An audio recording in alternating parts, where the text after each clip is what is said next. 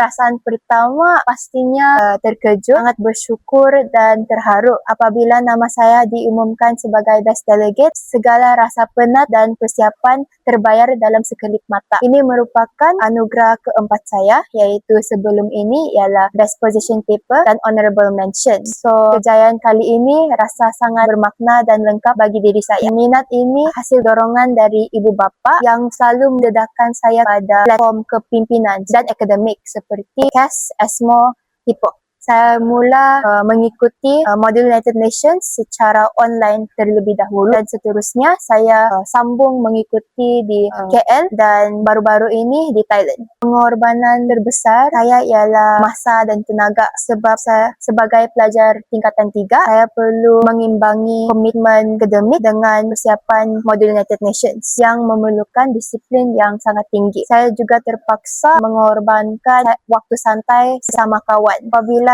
di Bangkok, saya juga harus bertanding antara 50 delegasi daripada negara-negara yang lain. Secara jujur, perasaan gugup tu pastinya ada, terutamanya apabila berhadapan dengan judges dengan delegasi yang lain. Tetapi saya menukarkan perasaan gugup itu pada perasaan yang ingin tahu. Saya juga berusaha untuk bercakap mendekati dengan delegasi secara mesra untuk membina perhubungan yang rapat. Pelajar yang cemerlang pastinya bijak dalam akademik, boleh menguasai silibus dengan selalu menyiapkan kerja yang diberikan oleh cikgu. Namun seorang pelajar yang mempunyai kepimpinan yang tinggi melangkah setapak ke hadapan. Mereka bukan sahaja mahu cemerlang untuk diri tetapi juga mahu mempengaruhi dan menggerakkan orang lain ke satu arah yang sama. Pencapaian ini membuktikan bahawa asal-usul, usia ataupun geografi bukanlah satu penghalang untuk berjaya di pentas dunia. Menjadi wakil dari Sabah membawa tanggungjawab dan komitmen yang sangat besar. Saya sangat harap agar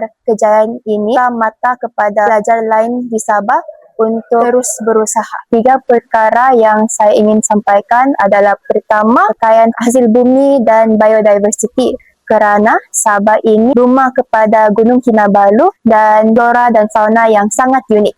Kedua, keharmonian budaya. Sabah ini kaya melebihi 30 etnik hidup dengan harmoni. Ketiga, potensi anak mudanya. Masyarakat Sabah bukan sahaja kaya dengan budaya, tetapi generasi muda hari ini mempunyai fikiran yang kritis dan potensi untuk mengeluarkan bakatnya di peringkat global. Saya rasa satu perkataan yang menggambarkan perjalanan saya ialah life changing. Sebab apabila berjumpa dan berkawan dengan orang di luar negara daripada Indonesia, Thailand, Amerika, saya pun mahu ada semangat untuk memperbaiki diri sendiri.